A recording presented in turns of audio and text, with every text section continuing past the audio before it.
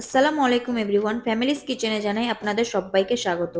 আজকে নিয়ে চলে এসেছি সবচেয়ে সহজ পদ্ধতিতে চুষি পিঠে তৈরির রেসিপি। শীতকালে পিঠে পায়েসের মধ্যে অন্যতম পায়েস হলো চুষি পিঠে কিংবা হাতে কাটা সেমাইয়ের পায়েস। খেতে কিন্তু অত্যন্ত সুস্বাদু। চুষি পিঠে বানানোর জন্য প্রথমে একটা ডো তৈরি করে নিতে হবে। একটা পাত্রে নিয়ে নিচ্ছি এই ছোট বাটির 3 বাটি চালের গুঁড়ো, দিয়ে দিচ্ছি 1 চা চামচ লবণ।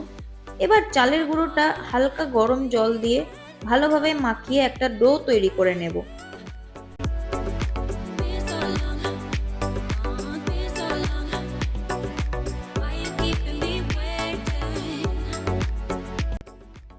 দেখুন, আমি একটা ডো তৈরি করে নিয়েছি। আপনারা চাইলে গ্যাসেও একটা পাত্রে জল নিয়ে চালের গুঁড়ো দিয়ে ডোটা তৈরি করে নিতে পারেন। ডোটা তৈরি করার পর আমি একটা পাতলা ভিজা কাপড় দিয়ে ডোটাকে ঢেকে রেখে দিলাম বেশ কিছুক্ষণের জন্য। এখন পিঠেগুলোকে বানিয়ে নেব। যে ডোটা বানিয়ে রেখেছি ওখান থেকে অল্প অল্প করে আটা নিয়ে এইভাবে হাতের সাহায্যে পিঠেগুলোকে বানিয়ে নেব।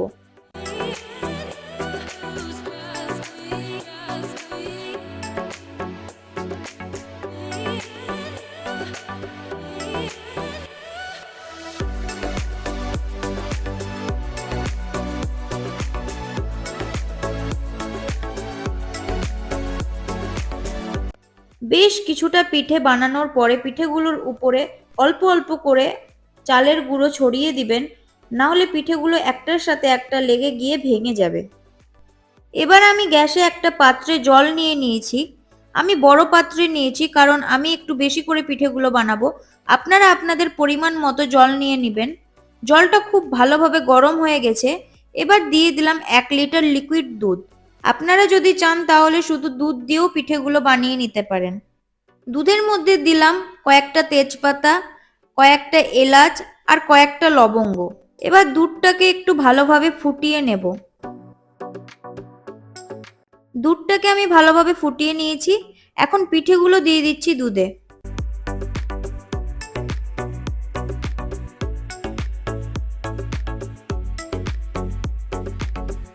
আমি সমস্ত পিঠেগুলো দিয়ে দিলাম। এবার খুব ভালোভাবে একবার নেড়ে নেব।